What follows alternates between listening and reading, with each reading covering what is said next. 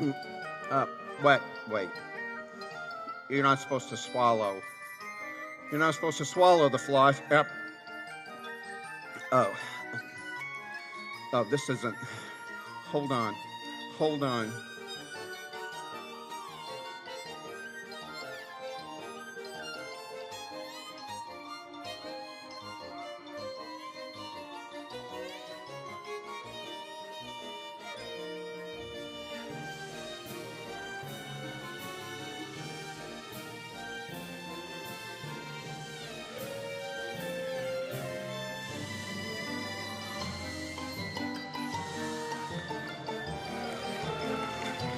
Enjoy the rest of the show. Thank you very much.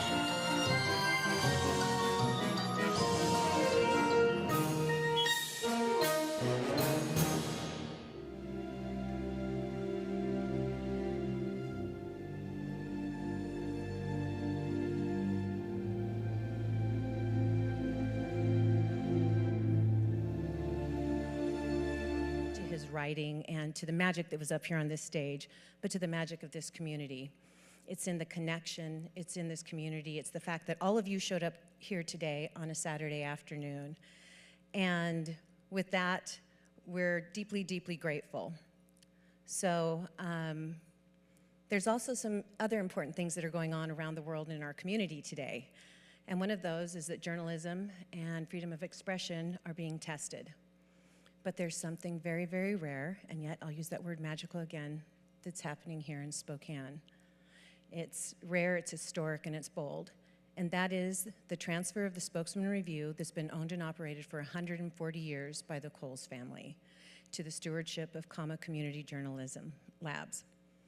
And so with that, the Koontz family has very generously offered a $2 million match that will trigger that successful transfer of the paper, but it also ensures the success of the Spokesman Review.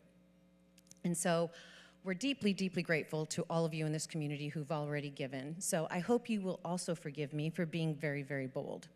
We have about 60 days to meet that $2 million match. We're about $300,000 away from that. So again, I'm gonna be very direct. If you have not given, please do, and know that your gift will be doubled. And for those of you who have given, if you would consider giving before April 1st, your gift will be doubled and it'll help us get there even faster to that $300,000. So again, we're just so grateful that you're here. We know that you're in for a big treat having Dean Koontz here with us today. And we invite you to please, if you have any questions, please come see us. Call us, text us, email us. You can reach us through COMMA's website. That's COMMA.cm. That stands for community. And we would welcome your questions. We also are doing tours of the Spokesman Review Tower on Mondays and Wednesdays. So again, reach out, let us know. We would love to have you come visit us. And with that, I have the pleasure of welcoming Rob Curley to the stage. Oh, I'm not going to welcome him to the stage. I'm going to welcome him to the side of the stage. Yeah, so when we started Northwest Passages 8 years ago, I was always down here. And a couple of years ago, they moved me back there. And I'm like, that sucks. I want to be back here where everybody can see me being frantic all the time. So I'm Rob Curley. That photo's 10 years old. God, it's good, though. So today we're going to hang out with Dean Koontz. Weird relationship with Dean because, well, let me backtrack a little bit. Did anyone go to newspapers and movies? 700 people packed the Bing to watch new movies. It was the coolest thing ever. And we're going to do more of them. We're going to do one for Spokane in the movies to celebrate Academy Awards. We're going to do baseball in the movies. We're going to do Christmas movies. And then we'll keep doing newspaper in the movies because, let's face it, my favorite newspaper movie stars Humphrey Bogart. And that's awesome, right? And Superman's a journalist. So it was sold out, 700 people in here. It was incredible. And what was really cool was lots of costume changes by me. I came out wearing something different every time I came out. It was a fantastic. We even brought in my favorite author in the world, Chris Crutcher, who talked about his. It was just a really fun night. So I want to tell you how all of this Northwest Passages stuff started. So about 15 years ago, I started working at the Orange County Register. And I was going to become the editor of the Orange County Register. And I had to figure out who my managing editor was going to be. And it ended up being the woman who's going to do the interview tonight. And long story short, the paper was owned by a family whose last name was Kushner. And I don't know if you know this, they're not great with money. So it went into bankruptcy. And we were trying to show the community that we're still relevant. And we had this idea that what if we started a book club and had everybody, well, there's more, that's her and me. She's a Mets fan and I'm a Royals fan, and that turned out way better for me. So, oh yeah, and I've been dressing crazy like this. If you've come to see, you know I dress crazy all the time. That even at the Register, like that's, I went to a tuxedo shop and I said I want to look just like the Tom Hanks and Bing, and Big. And it's there, that's good, that's good. So we started this book club, and it was amazing. People would wait outside the newspaper. It was great. We wanted them to come to the newspaper. If those of you remember, we started Northwest Passages inside the newspaper. It grew so fast, we could no longer hold it there. But at the Register, we had this big lobby, and it was just so fun. And I took selfies with the audience, even back in Orange County.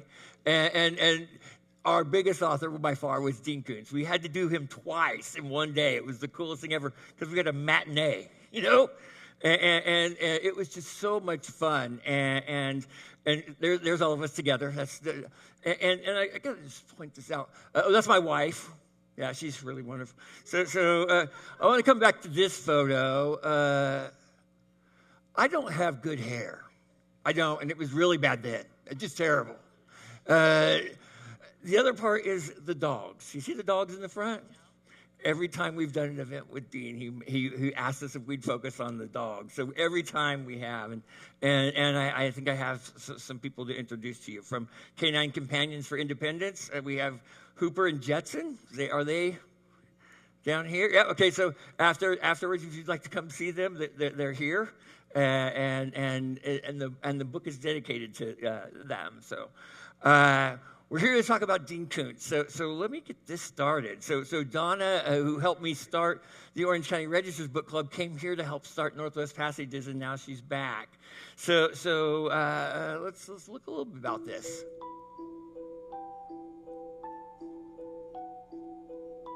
From the celebrated imagination of Dean Koontz. 450 million books sold and counting. 13 of his scary novels have hit #1 on the New York Times bestseller list. I'm just the guy who lives down the street and I do books instead of sell cars.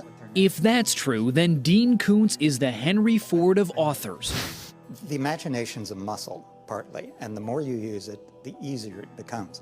And the stories that spring from his imagination just don't slow down. In his latest novel, The Friend of the Family, Koontz creates the story of Alita, a young girl exploited as a Depression-era carnival oddity who is rescued and adopted. Alita possesses an eidetic memory and has prophetic dreams, and she believes she can protect her new family from harm. But I became fascinated with the background of Carnival, with the lore of Carnival, with the way it's a society of outcasts, people who choose not to live within the normal society, and often because the normal society doesn't want to live with them, and they form a world of their own.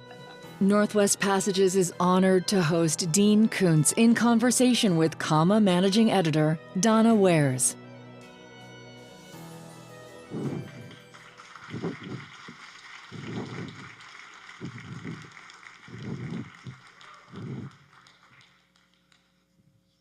Hello, everyone,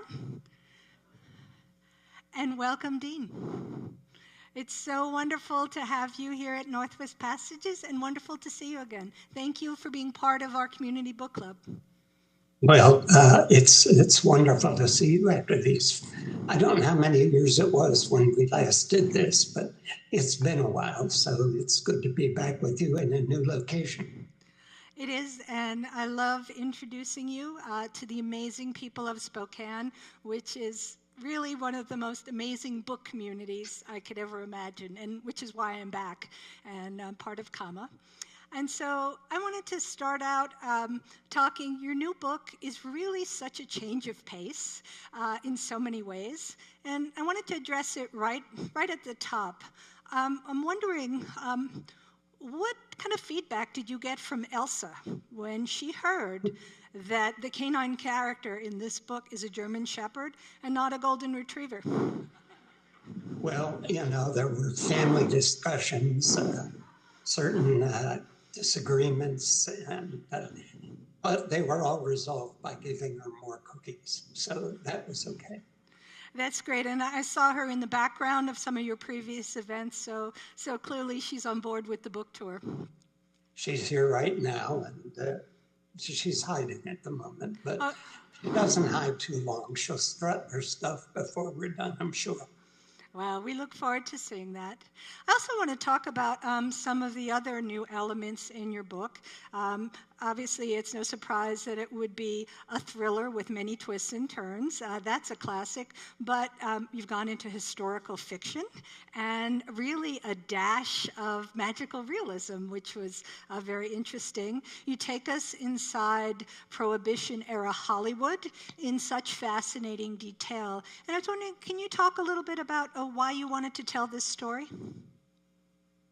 Well, it's a difficult time often when you're trying to talk about inspiration, because sometimes, in fact, quite often, you don't know where it came from. It just pops into your head. This would be interesting to deal with.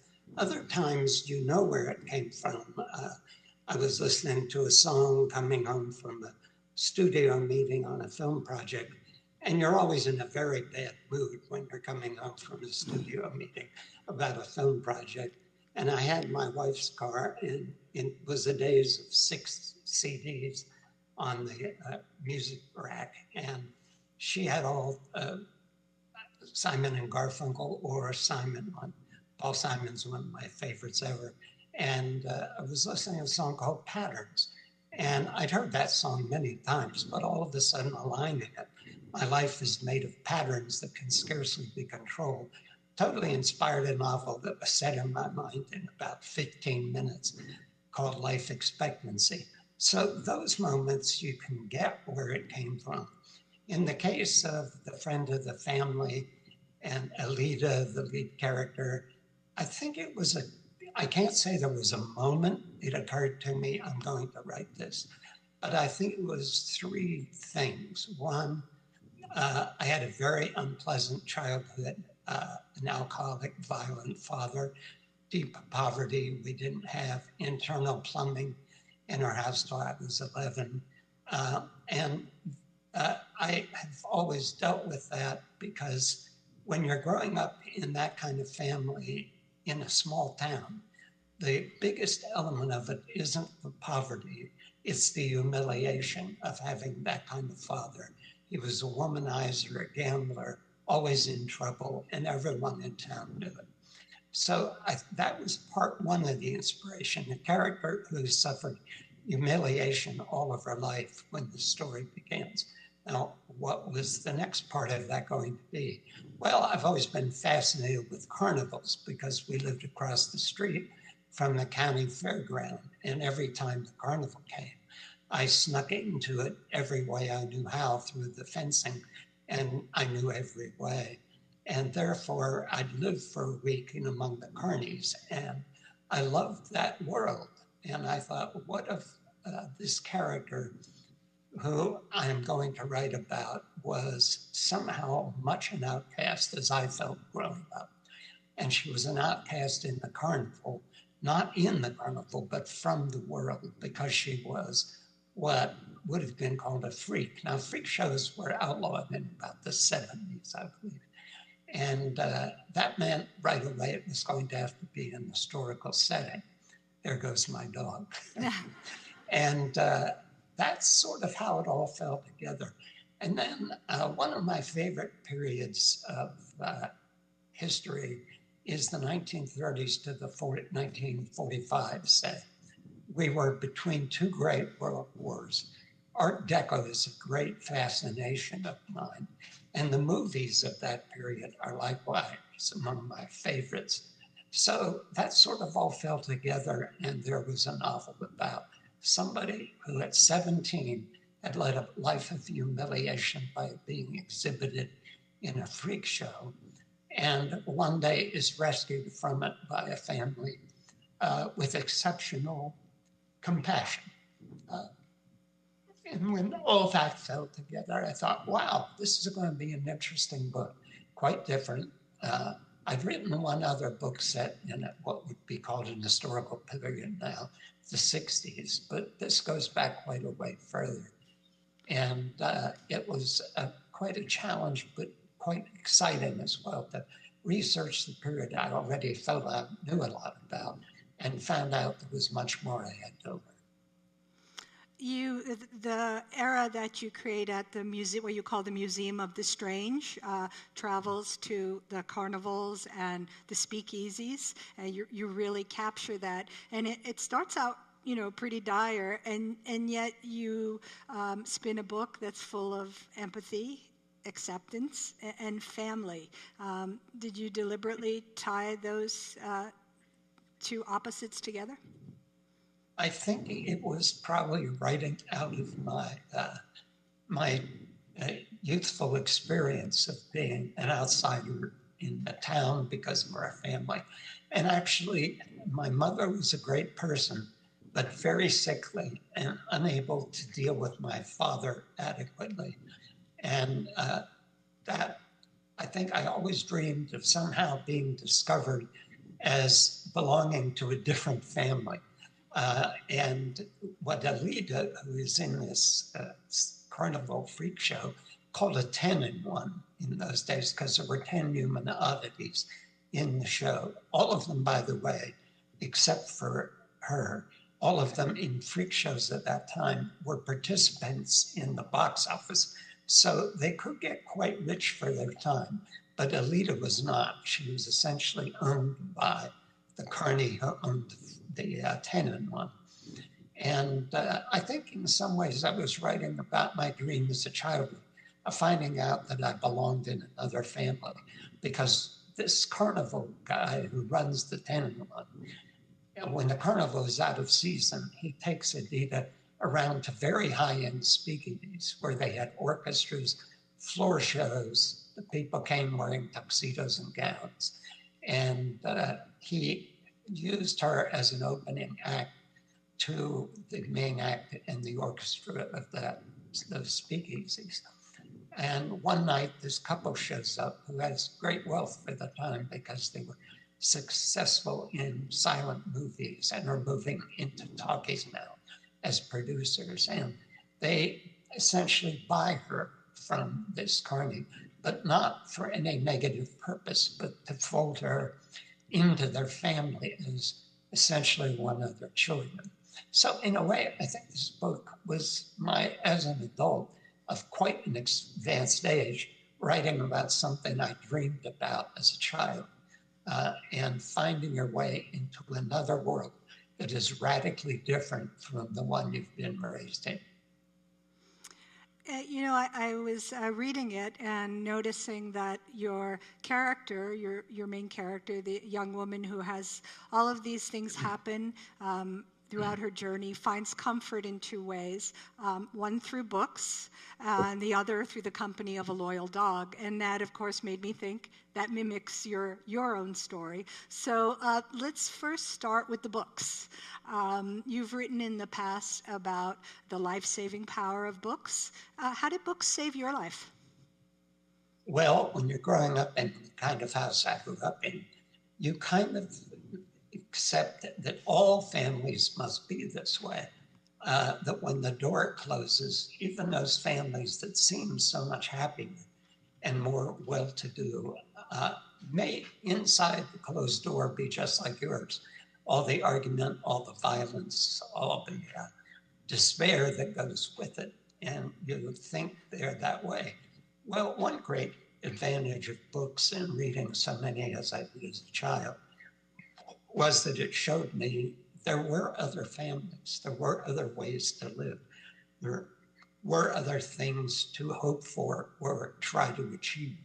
And that was a very big plus of books, but also just the escape factor, being able to read and be taken out of that house and out of that family and out of that world for a while was very beneficial. It was much more beneficial actually than Prozac, because Prozac may be habit forming. And so are books, but without the same physical effects. So books became incredibly important to me. And I was reading constantly, and actually by the age of 8, was writing little books, binding them up in with staples, drawing the cover, and selling them to relatives for a nickel. So I started out as publisher, writer, illustrator, agent, and author, all in one package. Wow, you're quite the young entrepreneur. So you've written upwards of 140 books, and I read on your website that you read about 150 books a year, which that's kind of extraordinary. How do you manage that? Well, it started when first let me correct, a lot of, I've written near 100 novels. Then I've written little gift books that are about dogs or from the point of view of my dogs.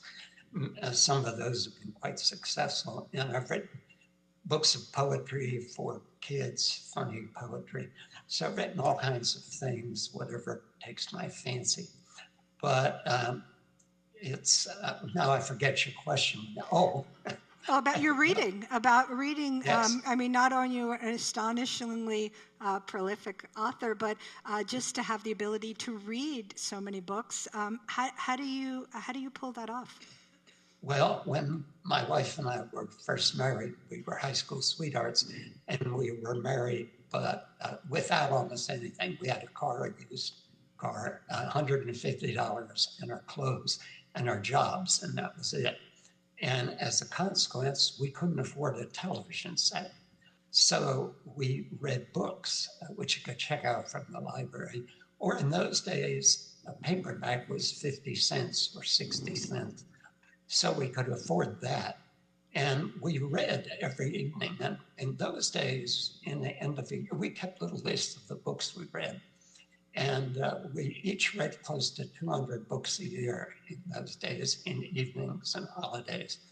And that habit never went away. We eventually got a television, watched it more. Now, after all these years, we find less and less we want to watch. So we're sort of back to where we were in the beginning. But the time is there if you don't do a lot of other things that people do. My wife has said one of the things that has kept us married for 59 years is I have no interest in watching sports on television. And that does give us a lot of time. That's wonderful. So in The Friend of the Family, your main character, we talked about, is a very avid reader and has a special gift to recall everything about the book she reads. One of her, as we find out, one of her special abilities. And it turns out that she likes many of your favorite authors as well, including Charles Dickens. Yes. I have to admit, when I was in high school and college, I was a terrible student. I didn't want to read what they told me I had to read. I wanted to read what I wanted to read. And I didn't want to write papers about what they told me I should write a paper about. So I developed this rather criminal habit of just making up everything in the papers I wrote, book reports, other papers. I would invent the title of books that I supposedly drew footnotes from. I would invent the names of authors. I was completely scurrilous, but I always got away with it, which I found fascinating. I got away with it through high school, college. Nobody ever called me on it. I don't recommend this to young readers and students currently in school. You have to have sort of a larcenous attitude in your heart, I suspect, to get away with it. but I did get away with it. And it was something I'm not proud of now. But the strangest thing that happened as I became a writer was I fell in love with research, the very thing I didn't want to do in high school. And it became very different when it was researching something I was interested in and cared about. And how Dickens plays in that. I had never read Dickens till I had gotten a college degree and was out of the educational system. And one day I thought, I wonder if this is any good. I still had my doubts because it had been sold to me by the academic side of my life. And I picked up A Tale of Two Cities and absolutely fell in love with Dickens. And I got to the end of that book while I was in bed, and it was late at night, 2 or 3 in the morning. My wife was sleeping beside me. And I got to the closure of the book and broke down in tears. And my wife woke up, thought I was having some sort of heart attack. And I said, no, it's just this beautiful ending to this book. And so Dickens became one of mine and one of the leaders' favorite authors. I'm curious, this past year, what was your favorite book you've read? Do you have a current book that you've enjoyed and would recommend? Yes, actually I do. I was reading a new book. It wasn't quite, I was sent an advance copy by an author named Matthew Pearl, and he has a new book called The Award. And I get a lot of books, and I just often don't have the time to read them because I read so much research these days. And for some reason, this sort of intrigued me. It's a novel about somebody who wins an important literary award, but very great problems arise from the winning of it. And I thought, oh, this might be interesting. And the book is so true about academia, about literary awards, about the publishing industry. I had never seen anyone write about it so fearlessly. And I was so charmed by it, taken by it, and all the twists and turns in it that I had to write the author and say, this is an amazing book, and I loved it. He came back and said, would you blurb it? Yes, I'm sure he did. I don't blurb very many books. I used to blurb more than now. But I said, absolutely, I will certainly do this. And I pushed it in my e-newsletter online, which is the only newsletter I do. And I just thought it was a wonderful piece of work because there was so much truth in it. I'm sure he was thrilled. I mean, what a delight to get a call from you to say, I love your book. So I look forward to checking that one out as well. Thank you for sharing that with us. I'm curious about your typical day of work. You have such a interesting and methodical way of working. And I was curious, can you just share a little bit about what the secret is to your amazing productivity as an author? Well, it basically comes to one thing. I once heard that I agree with. The secret to productivity is keeping your ass in a chair. The chair has to be right in front of the keyboard, and then it works. If it's in front of the TV or somewhere else, it's not quite so effective. I get up in the morning about 5 o'clock. I have breakfast, read the paper, and walk the dog. By 7:30, I'm at the keyboard, and I work through till dinner time. I do that at least 6 days a week. I like long sessions because I fall away into the story. If I were to work, I know writers who work 3 or 4 hours a day, and they do fine that way. I can't. I have to be in the story, and as I begin each day, I have to work my way back into it. And I have to feel in the shoes of the characters and really where it all is taking place. And then it starts to flow for me. I used to work later than 5 or 6 o'clock, but our first golden retriever broke me of that habit. We only had her 2 days until the second day. She came into my office about 5 minutes till 5 o'clock. Dogs have a sense of time, and anyone who's owned a number of them will tell you it's an uncanny sense of time. especially when they know what time it is to get their food. They're always right on the clock. But this one came around the corner of their desk and stood looking at me at 5:05. And I said, what? She stared very intently. And at 5 o'clock, she came over and laid her head in my lap. And once the dog lays their head in your lap and is determined not to leave, it gets very hard to get anything done except pet the dog. And I just thought I was a one-off. The third day she was there, she came in at 5 o'clock and the whole routine started again. And about day 5 or 6, I was just bright enough to get what she was trying to tell me.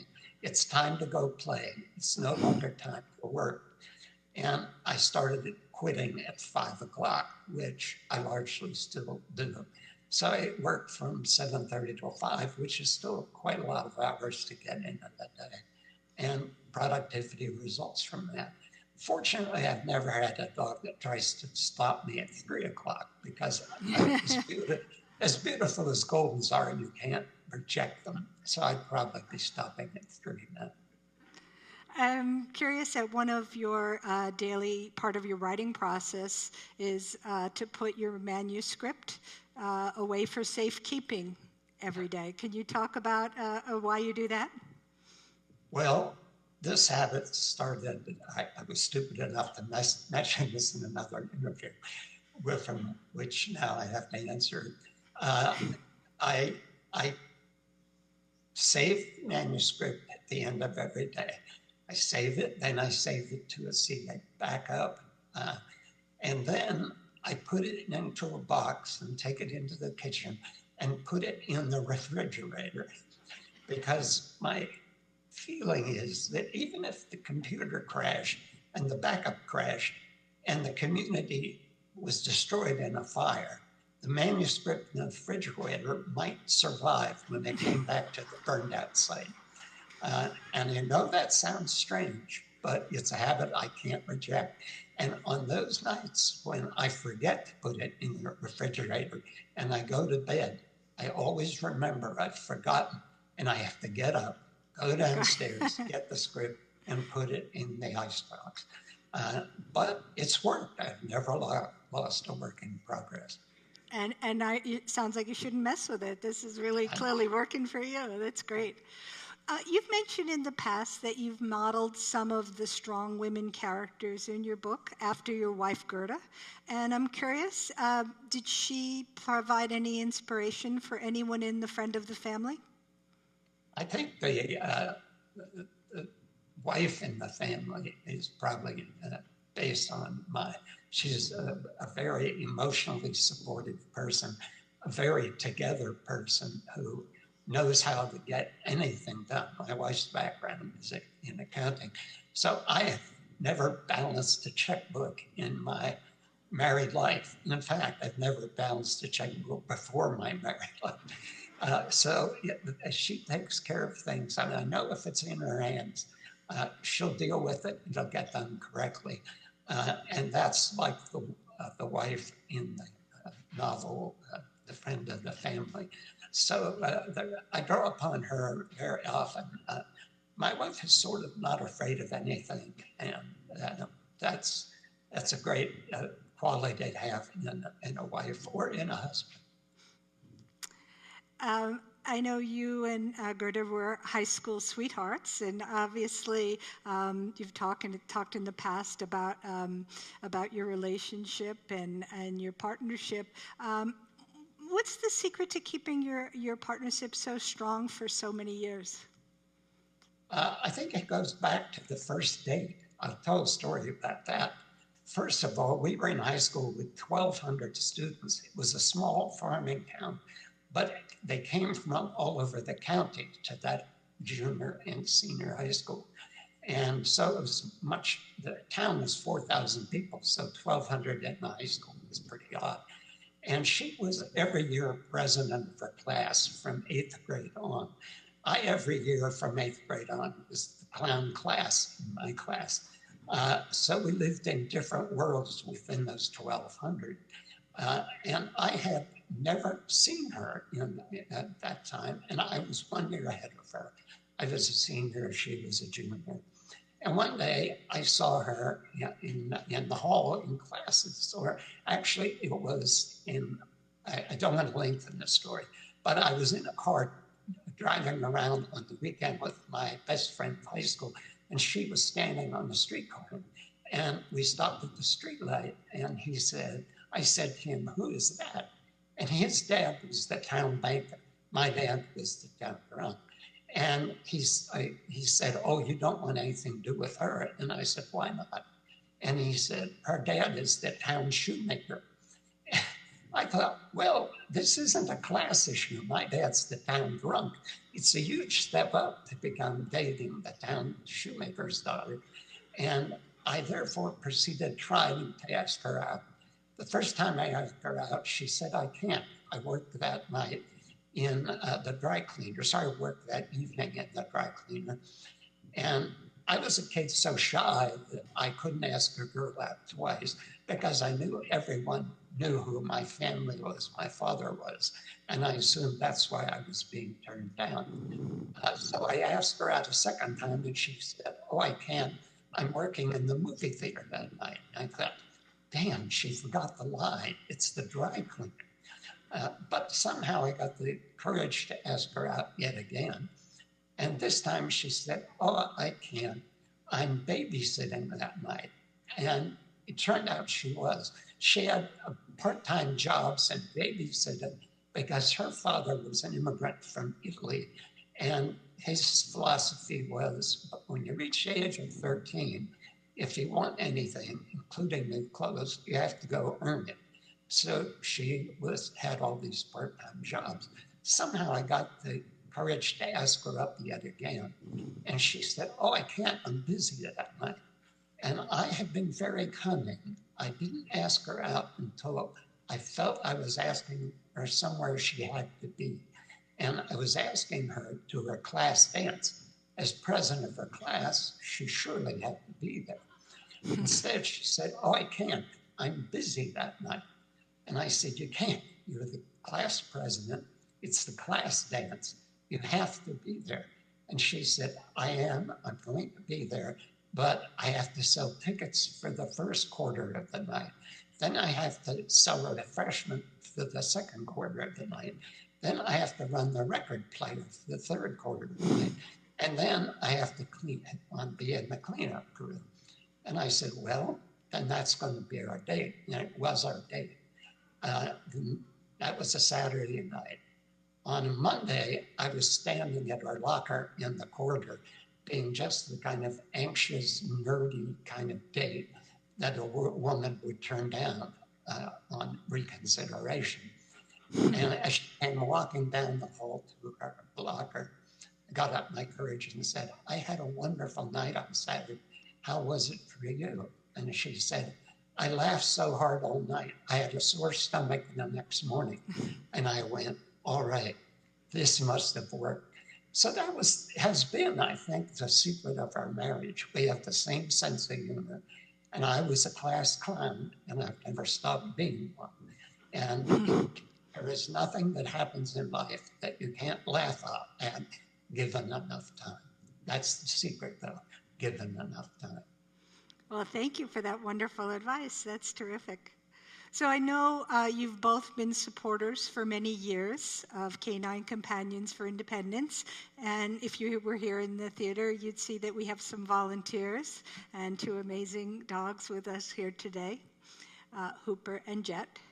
And you dedicate your book to Canine Companions for Independence. I was wondering if you could just talk about why the organization is so important to you. Well, I read an art newspaper article about them way back when. And I was writing a book called Midnight, and it was a supporting character. I needed some particularly interesting supporting character. And I read this piece about Canine Companions, which provides assistance dogs or service dogs for people with severe disabilities. They've grown until they provide them for veterans with PTSD, for autistic children, and it's astonishing how these dogs can change an autistic child. Can eliminate almost all of the unpleasant behavior and allow the child a more focused life. And when I read this article, I thought, that's the character I need. So I put it in the book. I was foolish enough not to think I should mention Canine Companions at the back of the book. And when it came out, it was my first #1 bestseller.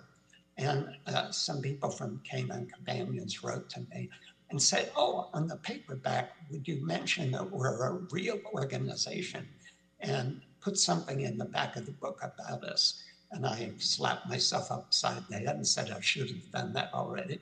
So I did it, and we were then invited to go to their Southern California campus, which was at that time in San Diego, and meet with them, and I became enraptured with what they do. It's amazing how they can change lives of people with disabilities, often who couldn't live alone and suddenly can because of all the dog can do, or how families are changed because of how it changes the child with the disability by having the support of this dog. It's an amazing organization. They do not charge anything for these dogs, though it costs a lot of money to train them and provide them. So it's basically an act of love. And Jared and I got into it because we're amazed by these puppy raisers who spend all this time, I think it's like 15, 16 months, raising the puppy until it's ready for advanced training and then giving it up. I can't even imagine doing that, even for such a good cause. But many of these puppy raisers do it over and over and over again. And I've just met so many wonderful people through the organization. I highly recommend it. Well, you've famously gotten 3 dogs through Canine Companions, and it's been fun watching their adventures through the years as Trixie and Anna. We're both quite prolific authors like yourself, writing books.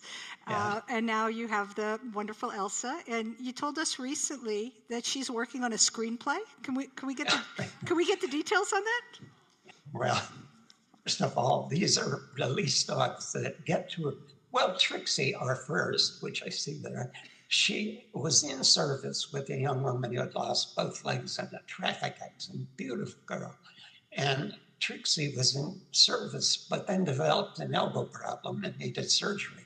And once there's a joint problem, the dog can no longer be an assistance dog and needs a home. Trixie came to us. Anna was released because she got to 21 months of training, but they couldn't break her from chasing birds. So she couldn't very well be an assistance dog. Elsa came to us because she also got to the 21-month mark. And we no longer say they failed out. We say they've had a career change because we don't want to labor them with that other term. Elsa had a career change because they called me up and said, we have a release dog, needs a good home. And we had just lost Anna 2 weeks earlier. And we were so devastated at the loss of our first dog, we couldn't do it again for 6 months. So they said, we know it's too soon to do one, but we do have one. It's only been 2 weeks. And they showed us her picture and we couldn't resist. We took her in. But Elsa was released because she didn't want to work. She wanted to cuddle. And I said, well, that's perfect, actually, for our purposes.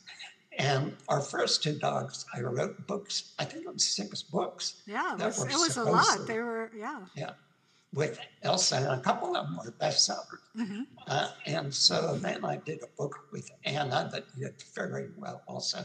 So people kept asking and asking, is Elsa going to, I did it with Anna, that other book, but asked, is Elsa going to write books? And I sort of got tired of saying, no, 2 Koontz dogs writing are enough Koontz dogs writing.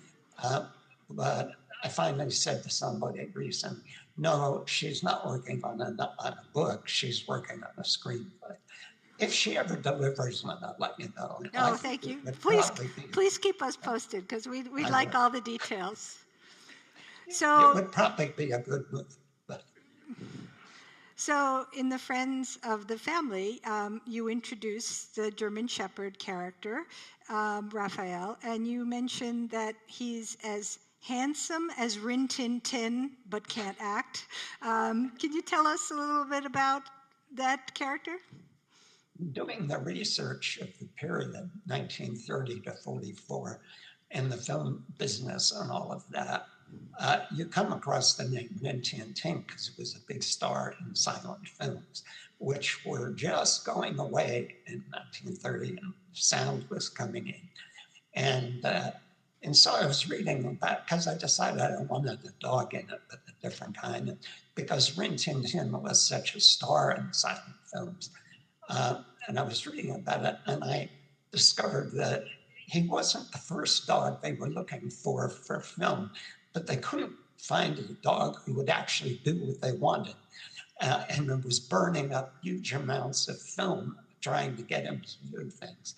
And they came across this dog, Rin Tin Tin, who had been a little bit of something of a war hero and was so well trained that he could do everything they wanted for him in the film.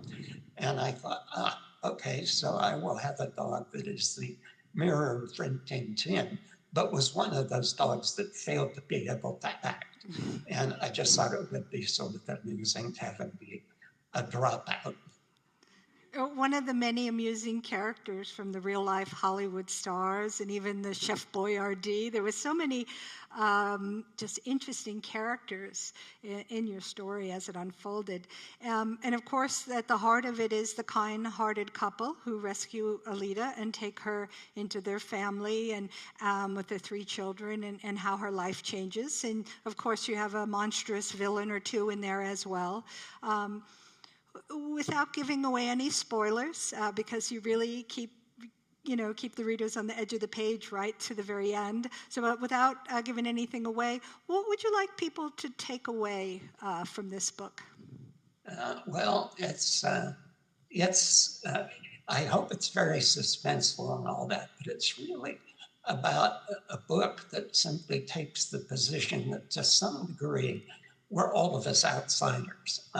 And I do believe in this, that most people feel of themselves in one way or another are somewhat of an outsider or are uncomfortable in all kinds of situations. And if you think about the different characters in this book, many of them were outsiders. The couple who take her in did not have good childhoods. They were outsiders themselves. The book tries to take that and to make something really special with it by folding Alita into a family that has a sense of that and a sense of beauty and wonder of family life. And it's a kind of different book. And this is the best way, I think, to tell you why it's one of my favorite books of my own. And it has to do with my wife being my first reader. She always reads the manuscript before anyone else does.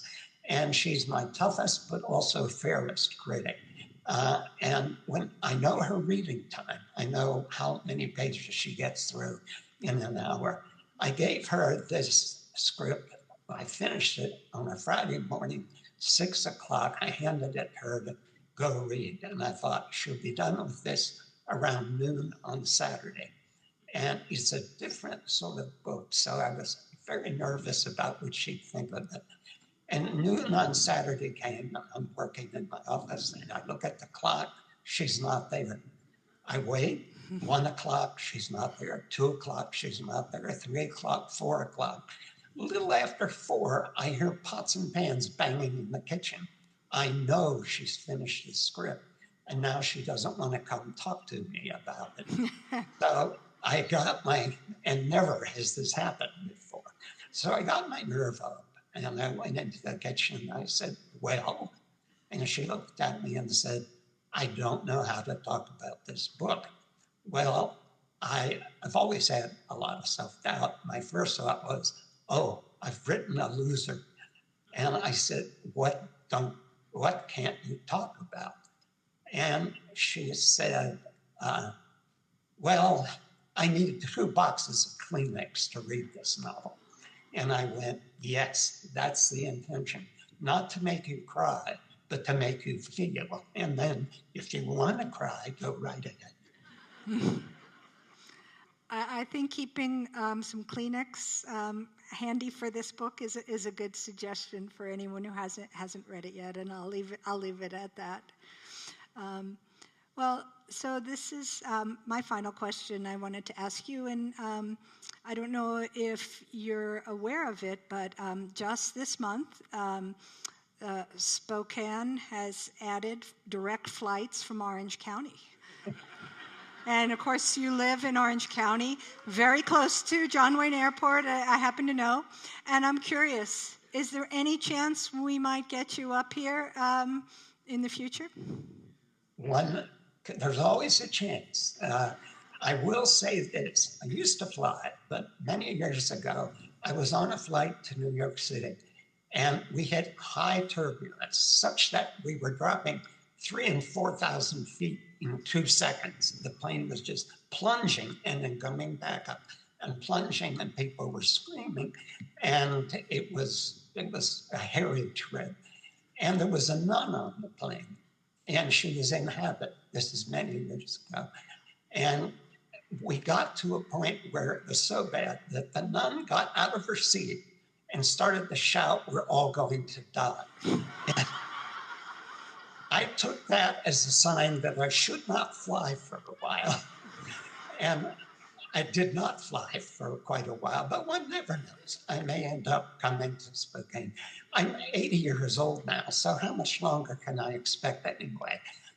Might as well go out quickly in a plane flight, but if that happens, I would do it coming home. I wouldn't do it before I got to Okay, you. good. So we'd get you. Well, thank you. It is such a delight, and I would love to spend all afternoon talking with you, but I think it's time to share you with some of our readers who have some questions.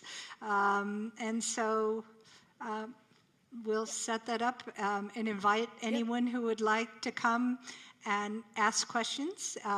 They'll be able to see you, and you'll obviously be able to see them and answer. But before we go to questions, I just want to say thank you so much, Dean. This was such a pleasure.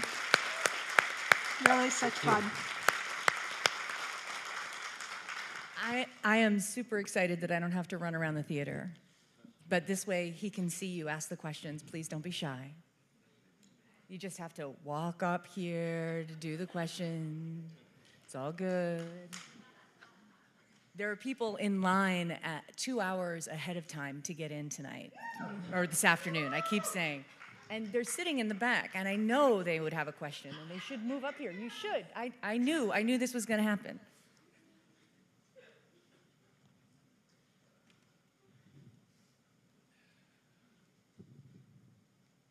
Just want to say hi, Dean. I'm a big fan of yours since Strangers, so been with you for a long time. My question is, are we ever going to get the continuing story of Christopher Snow? I knew what that question was as soon as are we ever. I would just say this. I wrote the 2 Christopher Snow books as the first 2 books with a new publisher. And I had left my old publisher for a number of reasons. And I went to the new one.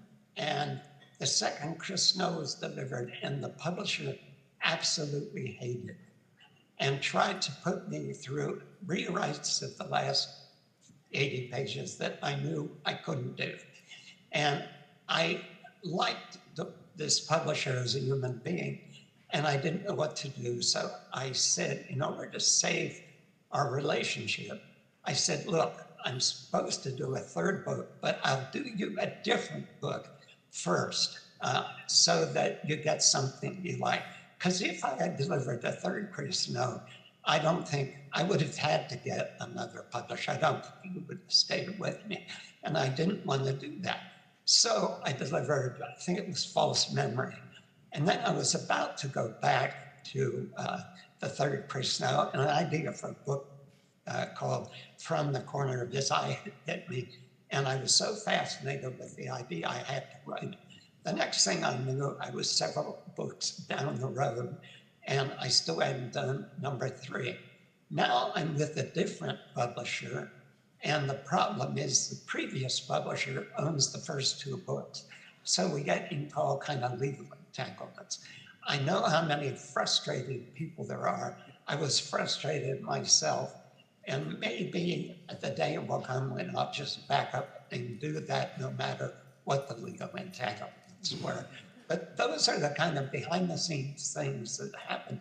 And readers love those books, but if people in your business life don't get it, then you have some real problem moving on with a third book that will need promotion and publicity that they won't give it, to be frankly true. So that's what happened with that, and I've apologized endlessly for not delivering the third book. And it'll probably be the last words out of my life on my deathbed.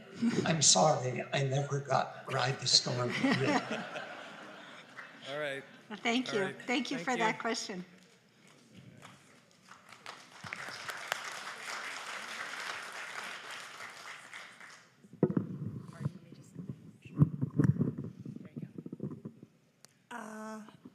I want to say long-time listener, first-time caller.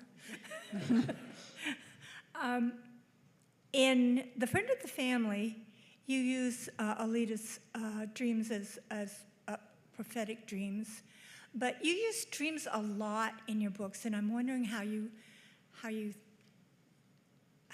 feel about using dreams to further the narrative.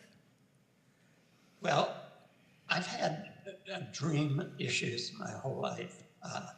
I've had a repetitive dream in which I die in an airplane crash.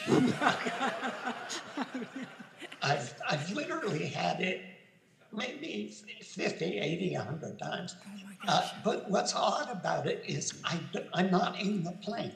In the dream, I'm standing at an airport, on a runway or near a runway, and a plane crashes, and in the dream, I stand frozen while it tumbles on fire directly toward me.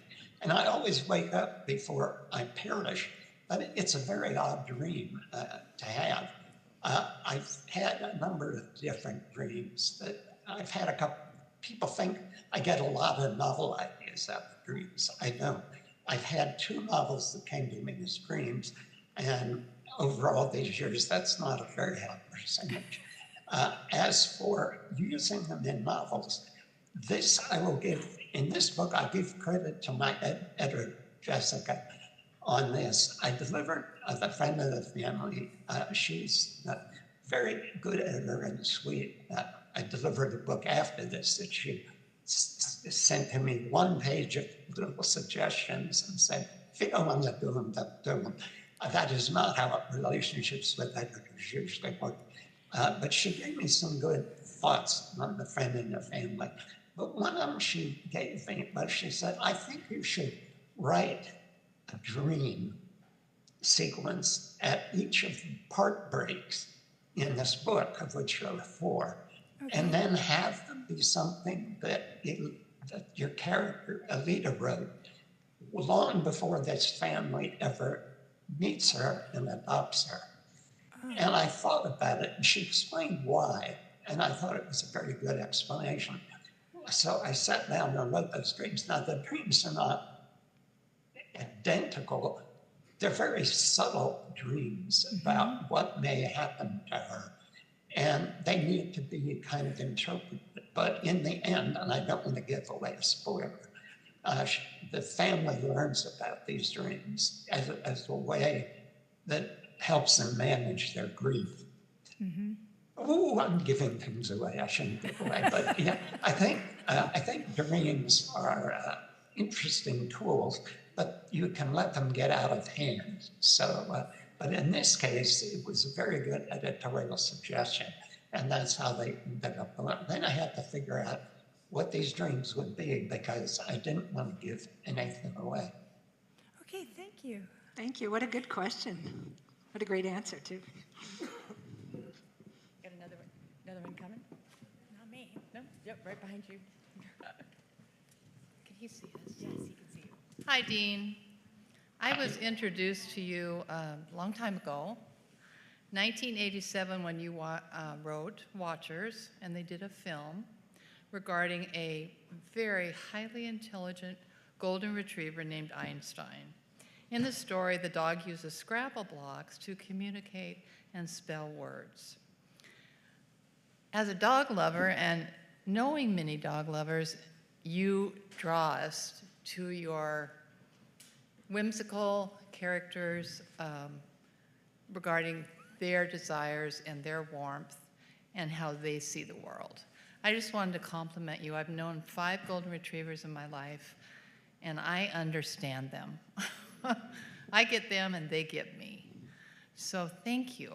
I think you draw a lot of young people to your work through your kindness with animals and the love that you have for them. Thank you. That's beautiful. Well, dogs have revolutionized my life, and I beat myself up for being so long to bring dogs into our lives. But now that we have, it's just been the most glorious trip together. Each dog is an own personality, just as much as human beings. So you never quite know how it's going. There's mine. When you get her 2 cents in it. And I think she heard the word dog, and that means you got to be up front. But thank you for all. Here she comes. Hi, Dean. I'm very much a longtime fan, and again, like you said, books saved my life. Grew up hard, and your books were some of the most important to me growing up. And I wonder how you find it, hearing your story. You talked about your childhood, but hearing your story, how do you find the ability to go from one extreme to the other with your care and your understanding of the downtrodden? Besides Odd Thomas, By the Light of the Moon is one of my favorite books, Flies Not Fries. You know, you understand and you help us to feel so much for them, and yet you're able to go so far the other direction with your bad guys and your bad situations. How do you do that? How do you go from one extreme to the other so strongly? Well, I think it's, as for the villains, let me start with that, because I think I figured that out. I often get, wow, your villains are pretty bad people. How do you get that? I've mentioned my father. I've seldom in public spoken about this latter part. But after I escaped that house and got married, my mother had passed away, and my wife and I moved west. And we were out here just not even a year. And somebody called me up and said, I'm a friend of your father. It was actually the only friend he had. And he said, your father is very ill. He doesn't have long to live. He'll be gone in a year, and he's destitute. Now, my father, this was a long time ago. My father must have been 77. My father was always destitute. He held 44 jobs in 34 years that he was a working person. And he often lost the job because he would punch out the boss. It's not a way to get promotion, in case anybody there doesn't know that. And he was an alcoholic. He had all kinds of problems. And my wife and I had to sit down and say, well, how do we deal with this? If you can't send him money. He spends it, goes to a bar room and spends it the same day he gets it. He buys drinks for everybody in the bar, he gambles it away. So my wife has great strength, and she agreed. We'll move him to California. We'll take over support of him. We'll get him an apartment, we'll pay his bills, and we'll look after him. Well, that 1 year turned into 14 years. And that we were responsible for my father. And he was also a hypochondriac who was always calling an ambulance to go to the hospital until the hospital would say, never let him come here again, because they have to take him in overnight, and there was never anything wrong. As a consequence, we had a lot of experiences. At the end of it, he twice tried to commit violence against me, in both cases in front of witnesses, in one case in front of a great many witnesses, and in both cases he ended up in the psychiatric ward. And I got a diagnosis in the second case of my father having been a sociopath who was also an alcoholic, not a good combination. That then said a lot to me. It explained a lot to me. And it explained also your question, where do these characters come from that I write about that are capable of anything? That was my dad. And I think I drew on experience. We never knew what he was about to do next or what trouble he was about to get into. So that's part of that. And you want to write about something to say to other people who go through this with somebody in their family, there is a way to handle this. There is a way to get through it with people like this. And I will try to give you different people with that kind of character. On the other hand, my mother was a very sweet person. How she endured what she endured. She died very young, 53. I think it totally wore her out, and she ended up with a series of strokes. And as a consequence, I think in a way, that awful family life gave me the ability to go from one extreme to the other, to that very compassionate person that I can write about, to that very uncompassionate person, which was my dad. And I often think about it, why I'm able to do that wide swings, because there are swings within the same story, because I'm asked that a lot. And I think it's that. It goes back to what my childhood and adolescence were like. Thank you. Thank you.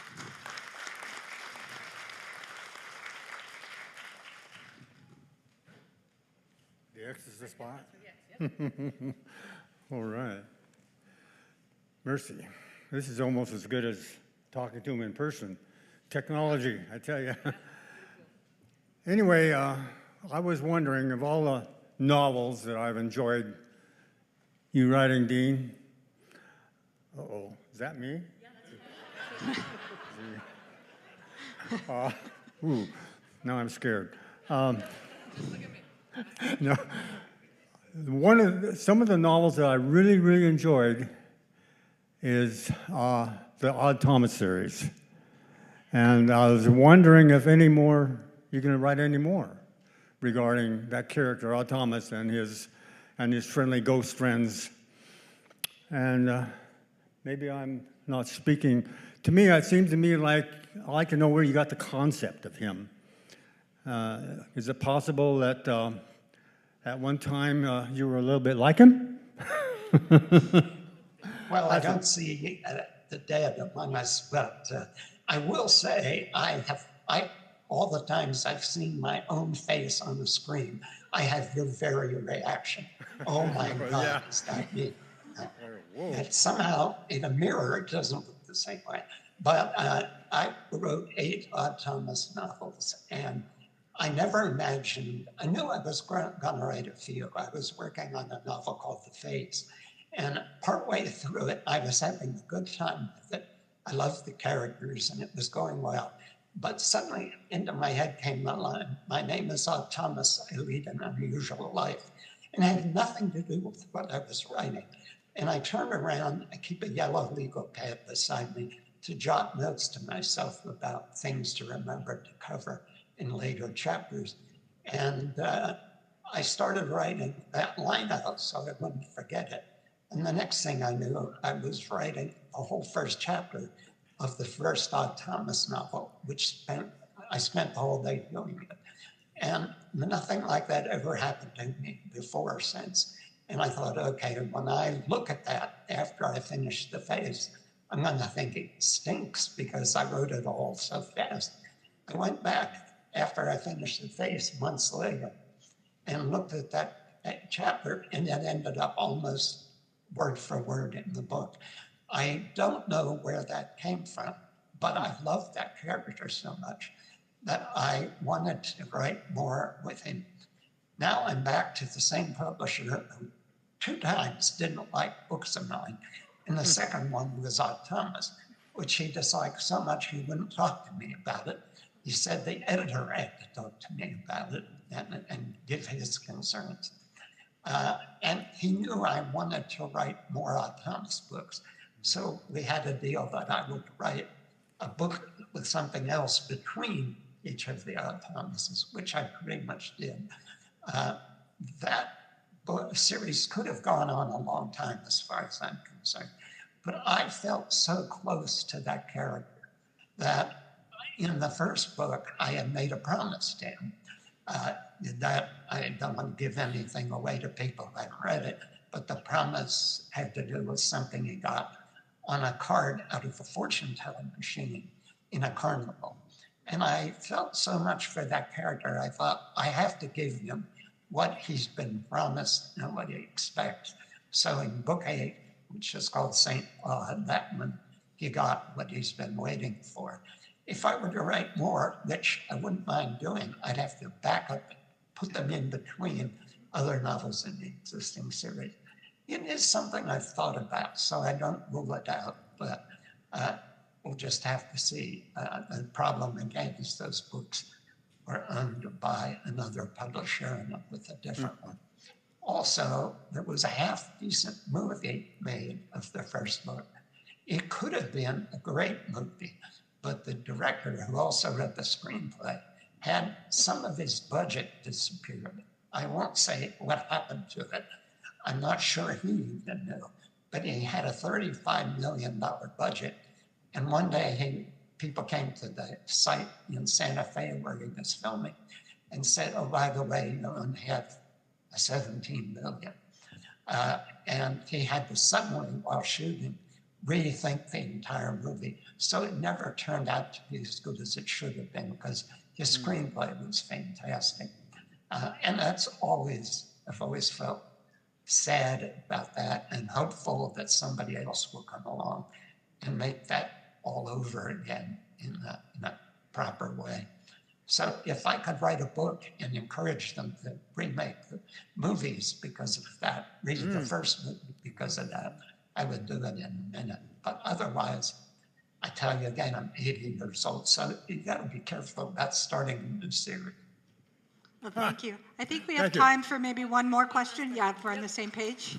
Yep. Yep, this is the last question. Boy, am I honored to be the last one, Dean.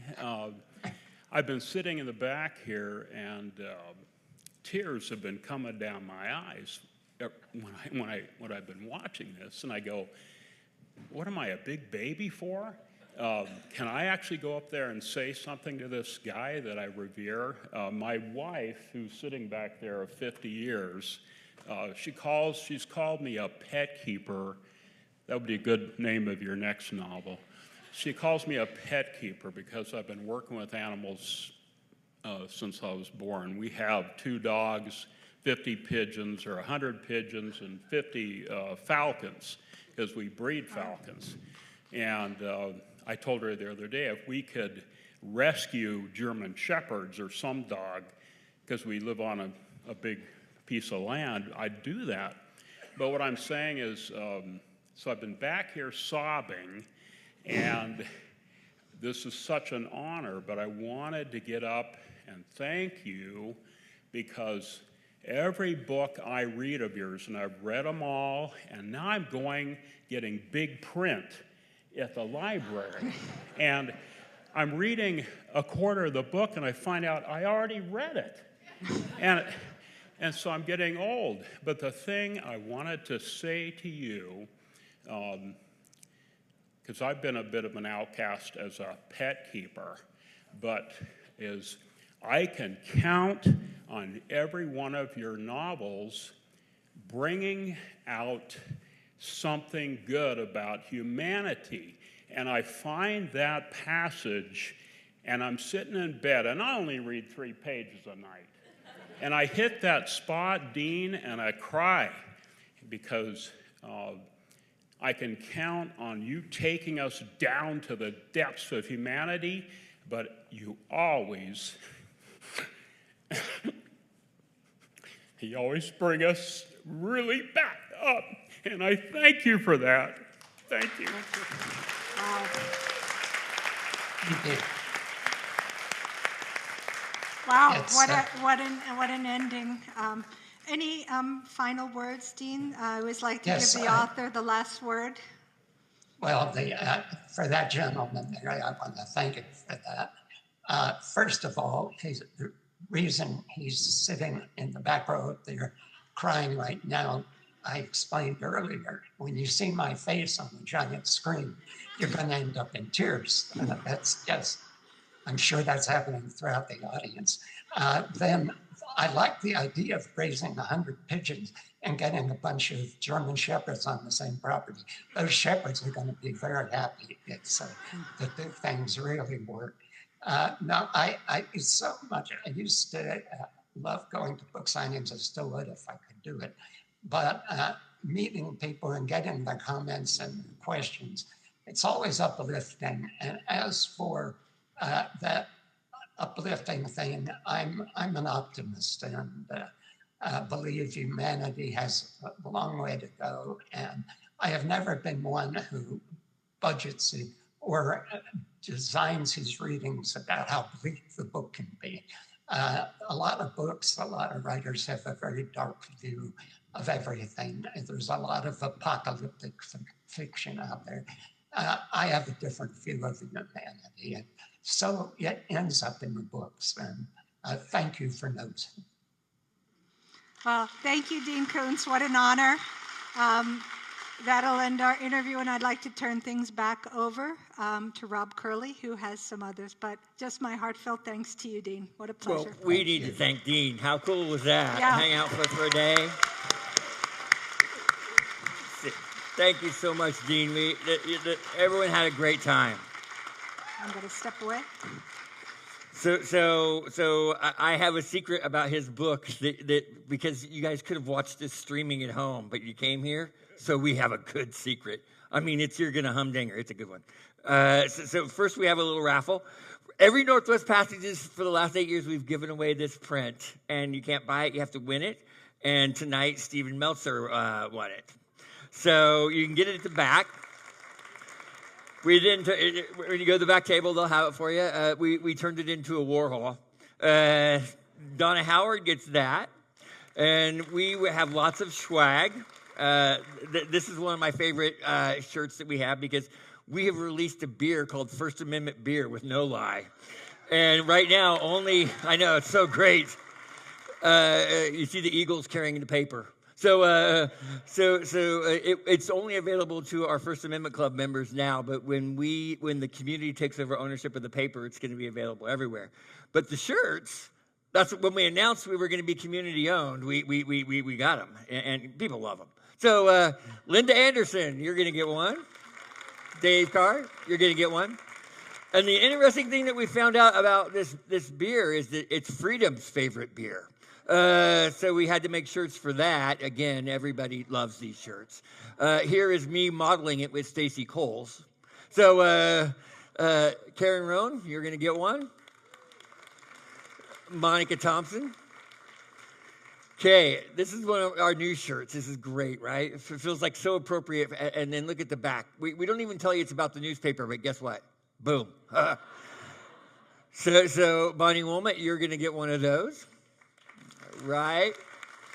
And this is our Journalism Matters shirt, and on the back of it has the First Amendment. And Delilah Dixon, you'll get that. Okay, so what's next? We got a bunch of good ones. So David Gutterson, have you guys bought tickets for this? Because if you haven't, you're in trouble. It's almost sold out, and it's in a 700-seat theater. So you want to? He's being interviewed by Jess Walter. So it will be PG-13. So our Black Voices event is February 3rd. Sue Aiken's March 11th. Willie Walton on April 18th. Shelby Van Pelt, this is going to be a big one too. So May 12th, and then Craig Johnson always debuts his books with us, and he's going to do it again. So I told you Dean's books for sale in the lobby, and that there was a little special secret. He couldn't be here, but he signed all of them. So anyone who buys a book today will get the signed card inside of it from Dean. So, and there's enough for all of you. So I just thought this was the sweetest thing ever that he did this. So we shipped him these, and he signed them all, and then they arrived just in time. So thank you all for coming. It was really fun having you here today.